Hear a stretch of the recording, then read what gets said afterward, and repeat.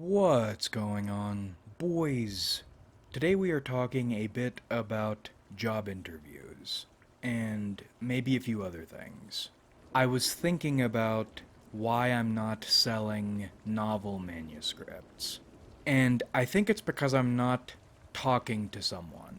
Because typically, if I can get someone one on one, I can talk someone into doing something. And I'm realizing that's why job interviews probably haven't been huge problems for me. Even though if you look at me on paper, they should be.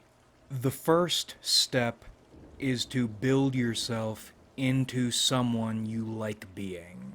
And that doesn't mean figuring out how not to hate yourself.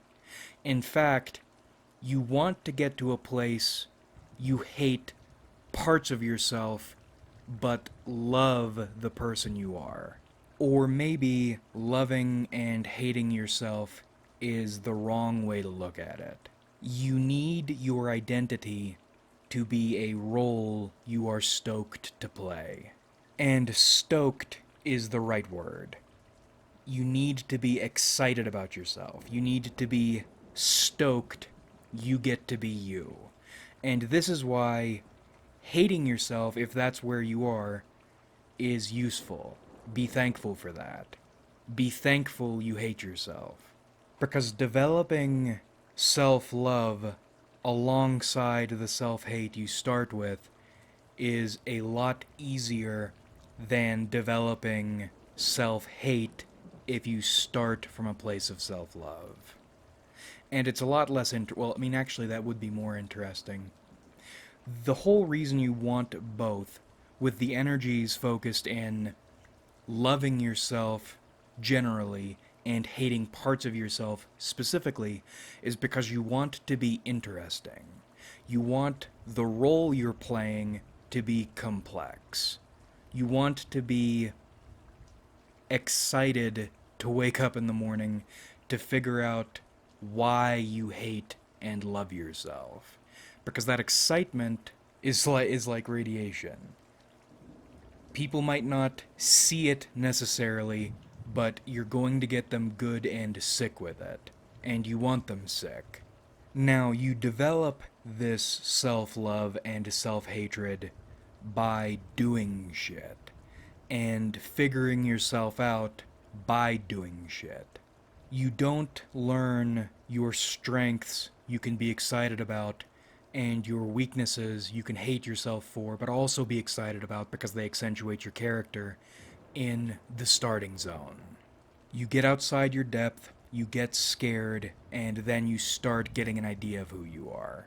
And you may never, probably will never, completely figure out who you are, but once you have that foundation you can be excited about, you can start making people sick with your ego.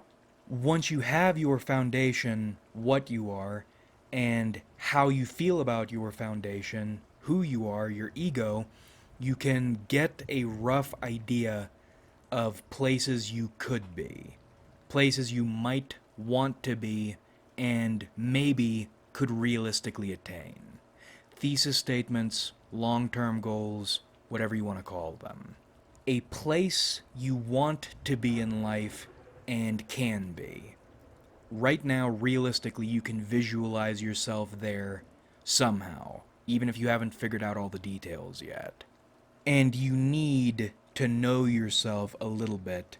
You need to be excited about yourself enough to try when you're forming these goals, because anyone can just say they have a long term goal. You see a lot of that, but you don't see a lot of effort put into trying to achieve those goals. You see people saying these things and then doing nothing. If your long term goals are, even if they're reaching or realistic, are based in truth, your foundation, what you are and who you are, then you're going to be more interested in them, one, and you're going to put more effort in them, two. But what does this righteous vision and effort produce? Because this is what you're doing all this for. It produces stories. Stories, vignettes, wrapped around your main thrust in life. This is who you are.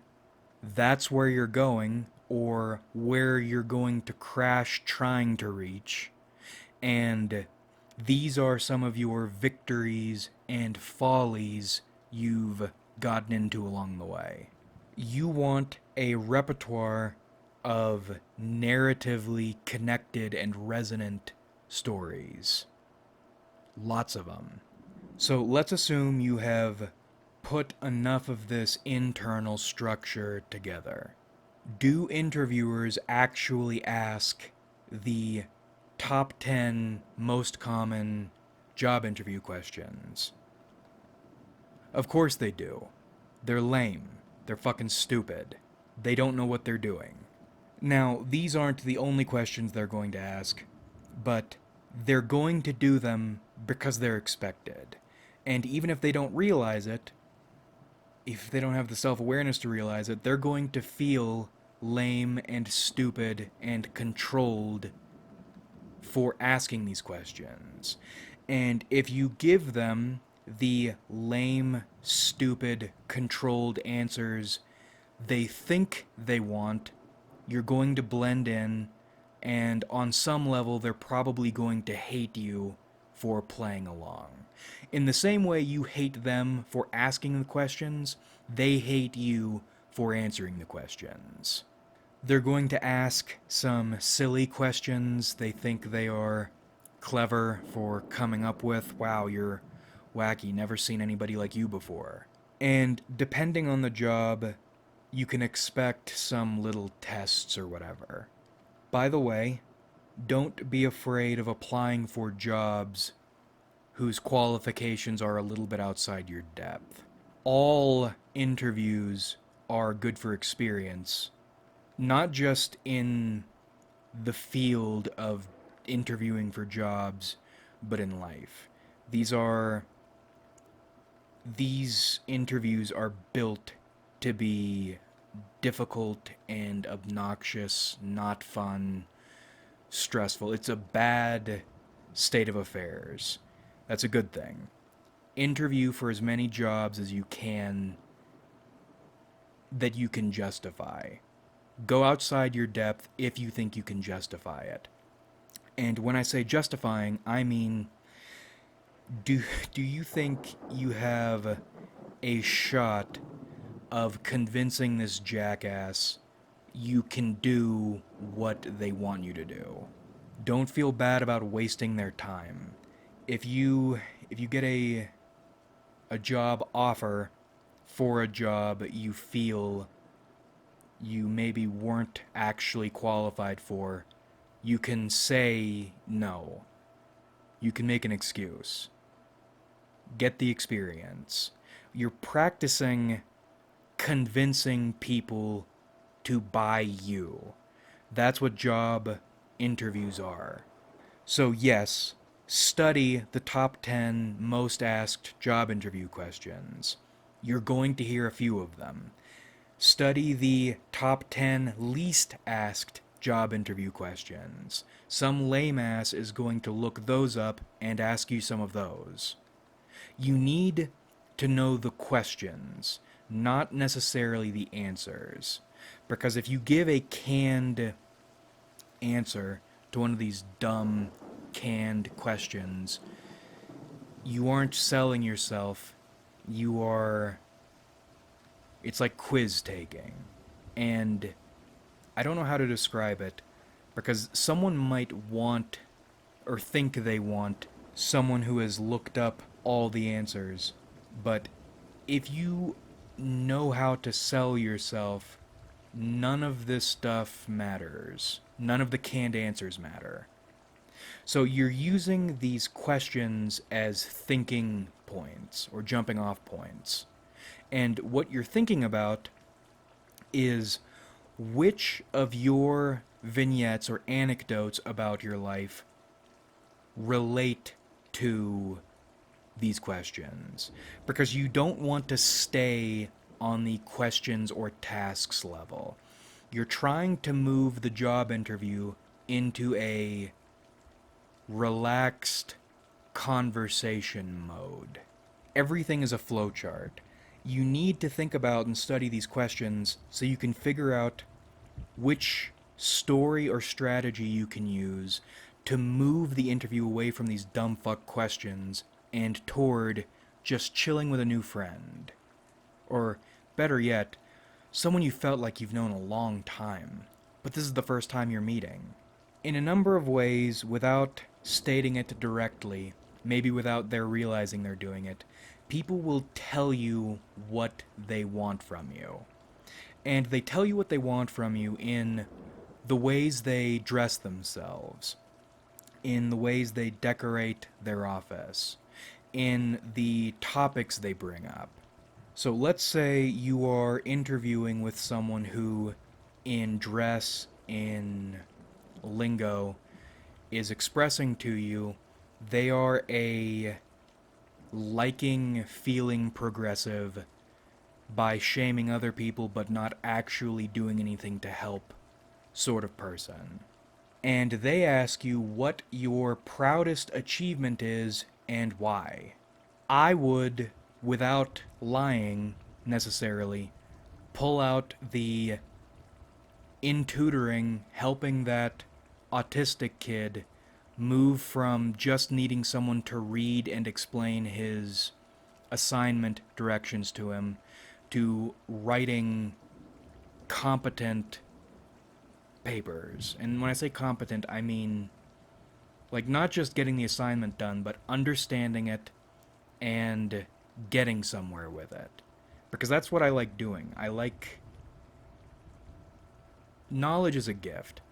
And some people are more inclined to appreciate that gift, and some people have just been given the gift and they don't give a shit about it.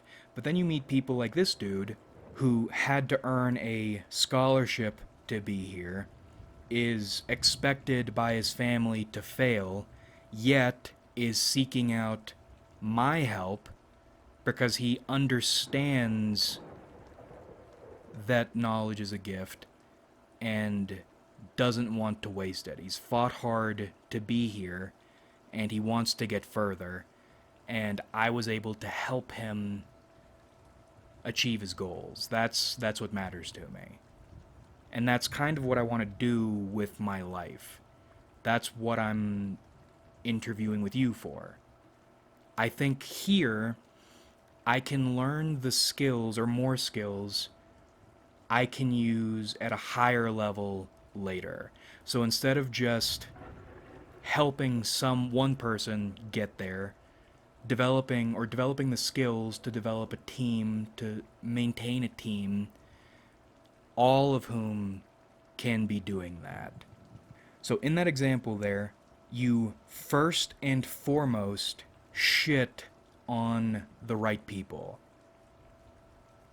Your goal, this warm and fuzzy narrative, doesn't mean anything if you haven't drawn a perimeter and put the people the interviewer dislikes outside that perimeter. That's first and foremost. Figure out who the interviewer hates. And you don't have to harp on it. In fact, you probably shouldn't harp on it. But if you can indicate something without stating it directly, without harping on it, that's what you're trying to do. Then you are establishing who you are, what you're about, some of your skills, some of your experiences. I'm a person who really likes helping people, who's all about knowledge, is all about education, is all about the written word. And I just really like helping people. And using what you are explaining what you'd like to do here, why you're applying for this job. You really like helping people, you're applying to this job because this is a helping people sort of job. Or at least the interviewer wants to look at this job that way. It doesn't matter. The job doesn't matter. All that matters is what the person, the fucking thing standing between you and what you want, wants to hear. And you deliver them the truth. You don't lie to them, but you deliver them the truth in a package wrapped in a way they'll like. And you make it clear you are not just here to get a paycheck, even if that's all you are here to do. You make it seem like you're applying to this job because you want to learn something. You're taking it seriously because your interests align with the job's interests. And of course, you throw in some of that long term goal, or a plausible long term goal. And you're setting all this shit up in these ways because you want them to look at you the way they look at a character in a television show they like. There is enough there in you they can relate with, and there's enough space they can project themselves onto you. Right? That's the other thing. You don't want to say, you don't want to go on and on and on, not only because that's boring, but also because you are limiting the amount of projection room afforded to this person. If you give them a story and an idea of who you are, they will start idealizing you. You want people to idealize you because that's buying you. And something Chuck Palahniuk said, I've watched a few interviews of him. I think I'm pronouncing that right. One of the things he mentioned about stories and anecdotes, and this is the reason you are trying to get everything or link every question, every prompt, every whatever back into little stories, vignettes, is you know you're telling a good story when people start trying to interrupt you to relate their stories with the story you're telling. And this is interesting as a social thing, but it's invaluable in getting shit, making money, because if you can get a job interviewer to do this, not only do you know you're telling a good story, you've got them hooked, but also you are moving their attention away from ringing you out and they're scrambling toward relating with you. And once you have someone telling their own little stories, you have them. Even if you don't get the job or the thing, whatever it is, you never know how a really good job interview is going to help you later. 2 examples from my life. I interviewed at this one organization a while ago. Excellent job interview. I turned down the job because it freaked me out a little bit. Well, about 7 months later, my organization needed to interface with that organization, among a few others, and because even though it was a while ago, the person who interviewed me and I remembered each other because of our dumb stories, and were able to work through a stressful situation a lot easier than we would have otherwise. Like, this problem, it could have been weeks of trouble, and it wasn't. We got it knocked out in 3 days. And that happened with us, contrasted against other organizations, because that interviewer and I already had that good connection we established months ago. Another example, I was interviewing for a grant, and there was a presentation and then private interview sessions. Well, the interviewer and I ended up getting along pretty well. And despite our organization not exactly meeting the requirements for the grant and therefore not getting it, she, aside from her organization's shit, contacted me and let me know about a different organization's grant that might suit ours better. And that's what I'm working on right now still. You build a self you're stoked to be so you can tell stories people want to listen to and relate with. So instead of you're trying to sell yourself to them, they end up trying to sell themselves to you. And once you have that connection, you're golden. Even if it doesn't come to anything right now, it might.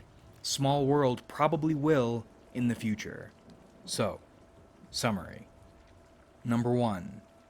Be a Grand Canyon of a human being. Weather yourself. Discover your own complexities you can enjoy. Love to hate, all that shit. 2. Develop a bunch of stories. Short little stories with messages, anecdotes, vignettes, and ensure they are connected with your grand direction and character. Look at interview questions and tasks not as questions and tasks, but as opportunities / little puzzles to figure out how you can get your stories in. To try to make the interview or transform the interview into a conversation.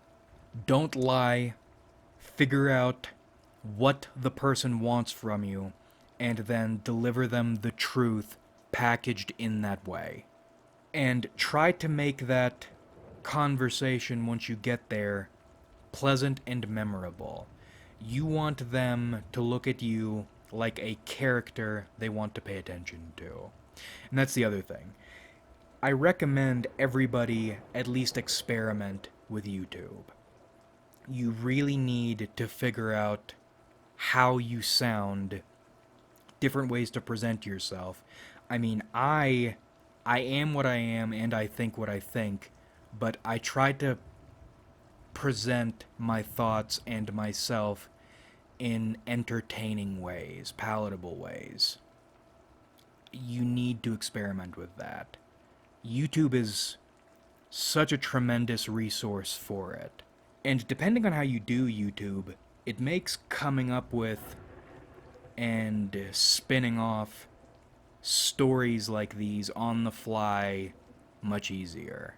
And while this is a job interview video, all the skills we've been discussing are valuable outside job interviews. Job interviews are just... they are a tremendous misery. They are the greatest, worst things you can do. But we're starting to babble, and you have the idea. But that about rippity wraps this one up. I hope you enjoyed watching, because I certainly enjoyed making it. I'm a little zoned out in terms of video topics for the moment, which is why we're doing something very unconnected to what we normally do. Like if you enjoyed, because it helps me out a lot. Subscribe if you haven't, because we do this shit sometimes. And comment your thoughts, love hearing from you. I don't have any questions for you this time. Thanks again for watching, everybody. Really, we had a lot of fun on this channel. So much fun, in fact, you can convince someone to give you a fun job. And that's so much for me on this channel, and I look forward to doing this with you guys again in the future.